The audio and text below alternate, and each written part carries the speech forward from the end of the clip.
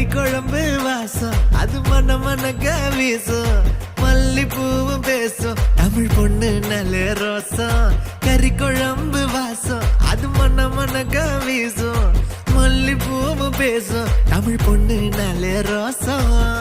முறைச்சு பார்த்தாலே எனக்கு கேராகும்